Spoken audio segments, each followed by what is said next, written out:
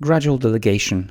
Gradual delegation helps you control the situation and make sure that the work will be done according to your standards. Let's discuss when and how it can be used. So first of all, this is a great way to delegate work if you have previous experience, so you know what you're talking about. You can explain to the person to which you delegate what is supposed to be done and how. Preferably, obviously, you know the area inside out. Therefore, this method of gradual delegation is perfect if you are trying to delegate things you are doing yourself. Then another important thing is that you understand the project stages. So you know how to structure the work for the business analyst. You are able to explain him, and most of all, you are able to shift the work in pieces. So you don't have to shift everything to him. You can shift in pieces, in stages. Therefore, you have to have a good understanding of those stages. Another important thing is to understand the potential risks. Since you are delegating part of the job to the business analyst or one of your employees, he will not be really able to see the big picture in the very beginning. So a lot of the risk management and also conveying certain risks is still on your side at the very beginning, during the first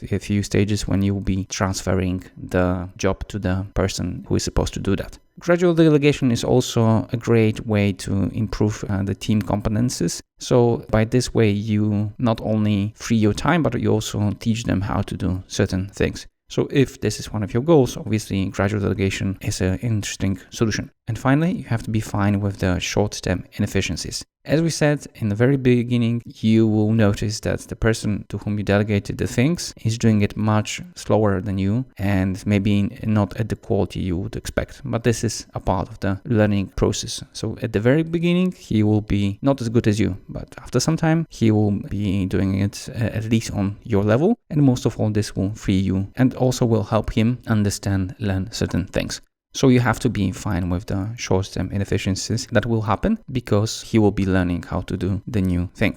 Now, when it comes to the process, we can devote it into 5 stages. In the first one, you obviously have to define the goal. So what is the aim of the work that the person is supposed to do? The second thing is shape the work. So this is the stage where we define the scope of the work, which is supposed to be done. We define the timeline. We try to present the rough solution. We take care of the resources. And also we define the complexity level of the end solution. Once we have it, we can start slowly but surely delegate piece by piece the work to the person that is supposed to do that. So it could be a business analyst or some specialist. At every stage, we should monitor and control the person who is doing, and most of all, provide feedback. So you may do it on a daily basis or on a weekly basis, depending on how long the project is. Still, it should be relatively often in the very beginning, so he can learn faster given the feedback and given the input you give him or her.